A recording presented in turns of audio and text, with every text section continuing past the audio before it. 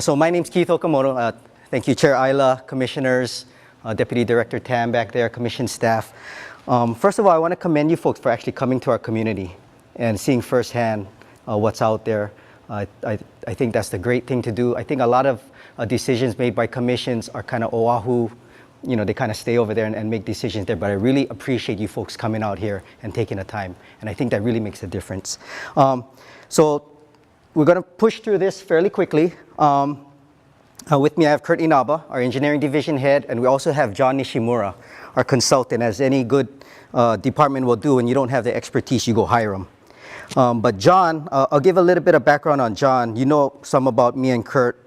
But John is the president of Fukunaga & Associates, and he has over 36 years of civil engineering experience. And I guess what should be noted, what I have down here, is that John has been involved with the evolution of the Hawaii Water Plan since its inception, was it back in 1990? And subsequent updates in 98, 2008, and 2014. So he's been involved with this process for many years. Real quickly, next slide. The Department of Water Supply, we operate and maintain 23 water systems across the island. In those water systems, we have over 70 sources. We have, let's see, close to 200 tanks, 79 booster pumps, over 250 PRVs, and over 1,000 miles of pipe. We have 41,000 customers plus, and we serve approximately 110,000 of the island's population. And we do this with 160 employees over one main office and 4 base yards. So just because of the geographic area of this island, we are stretched as far as manpower and resources. In this particular area, next slide, is our, I guess the area in question, the Keauhou Aquifer system. And if you see our water system, it does extend. This is our North Kona water system, one of our 23. So it extends from north to south, almost the full extent of the aquifer system from Keauhou to Keauhou, as well as from sea level to approximately 5,000 foot elevation at its highest point. Now in this particular source, we have, particular system, we have 12 water sources, 6 of which are in the high level and 6 in the basal. Currently pumping approximately 11 million gallons a day. We have 57 tanks, nearly 200 miles of pipelines. And actually, I'll just cover it, Kurt. So, you know, we have quite a bit, but really we want to hear your questions. We want to know what your folks are interested in, what kind of information you need from us. So maybe we can skip that one, skip to the next one. Real quickly, I just wanted to show that, you know, we expressed a little bit at the site visit some of the commitment we have in the area as far as capital improvement, financing, and funding. So in this area, what this kind of shows is throughout the area, we talked about some of the Mauka-Makai corridors to take advantage of the better quality high-level sources and bring that down Makai. So this graphic kind of shows that. Sorry, I'm not tall enough. Maybe John could do this.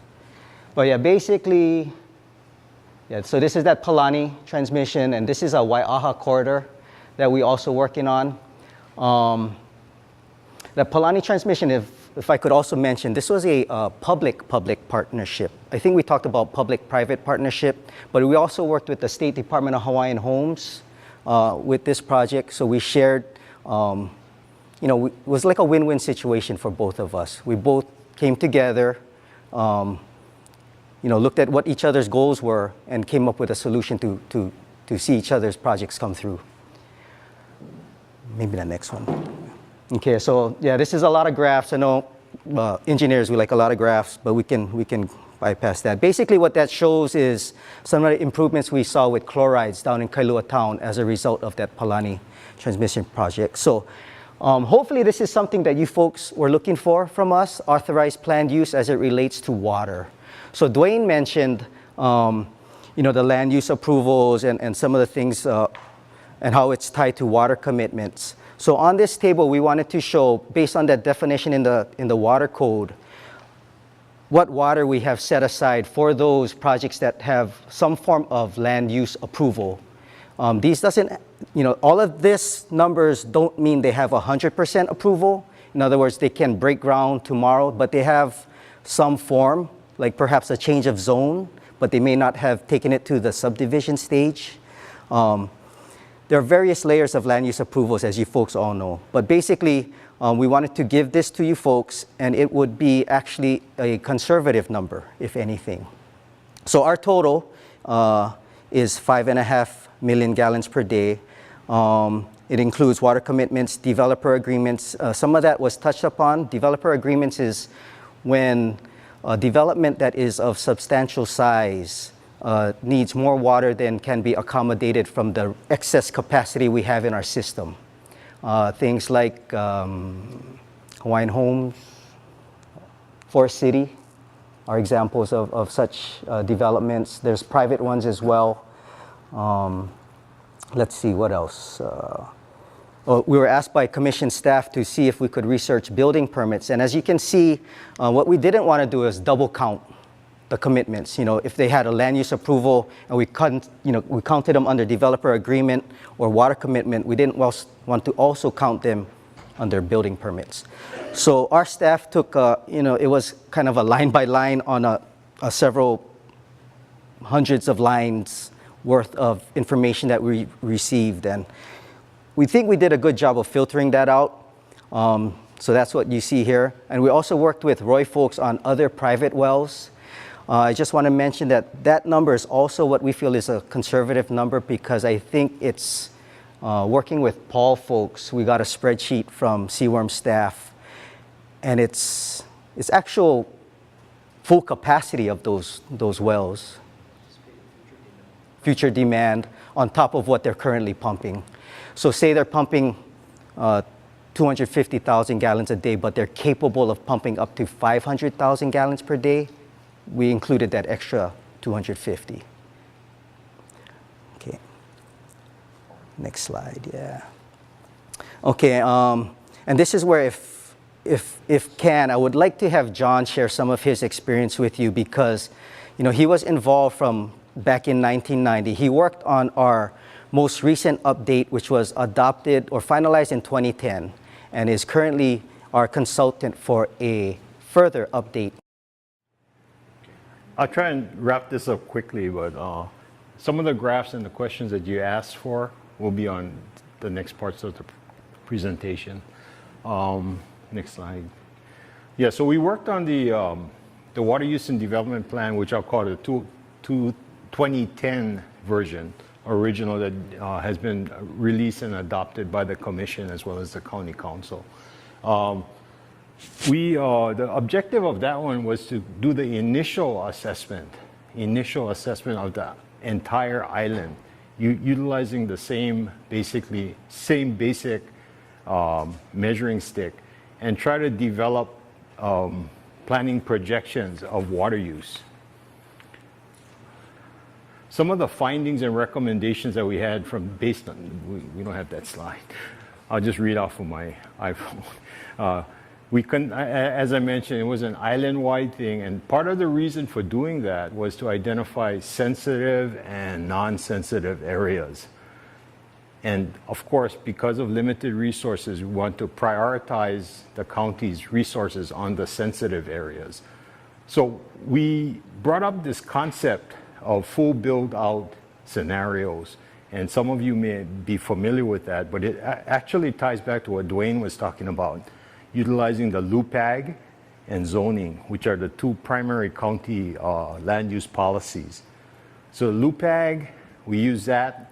We use conservative planning, established planning, water planning numbers to give you a full build-out scenario, meaning all the full area is built out to its full potential. And everybody says, and we're familiar with that it's not going to happen. However, those numbers, when we did crank it out, I would say 70 to 75% of the island could sustain that level of development. So we identified several hotspots, of which the Keauhou Aquifer was the highest priority. So as a result of that, we're doing this update. And what we're trying to do is actually take the real numbers.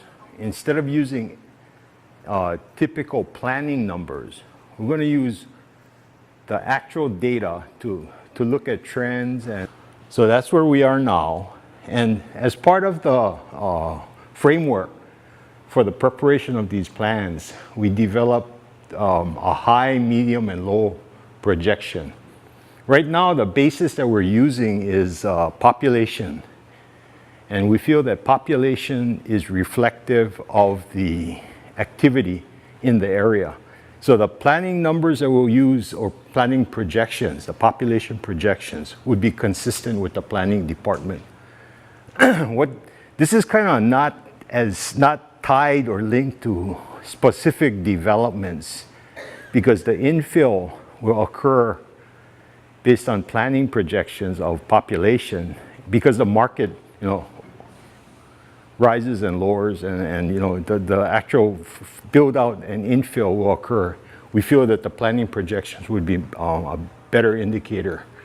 However, the authorized plan use that we brought up, that's this here, which is the current condition plus the 5 authorized plan use that, again, Keith had mentioned.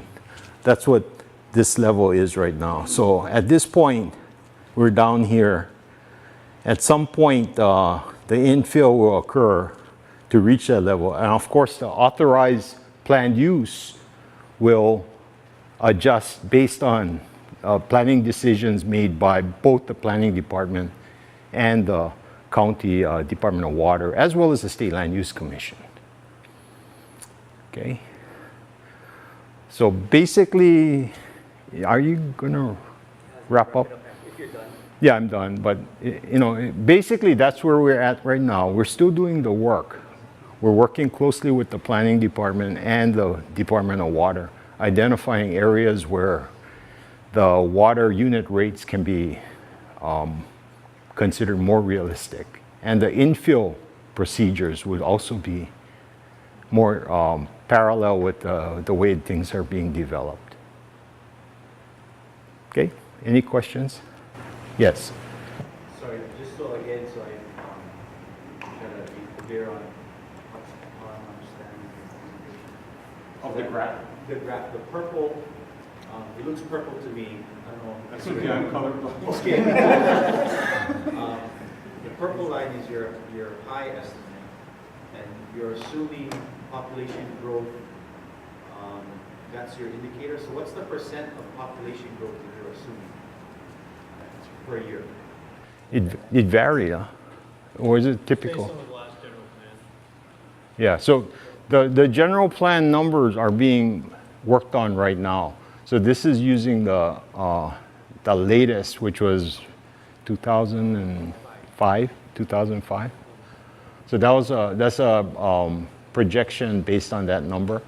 The county planning department, I believe, is in the process of updating the general plan. So we'll use the current numbers at that time. So I forget, I think it was last year, right? Didn't we have the biggest population growth here on Hawaii Island out of the other counties?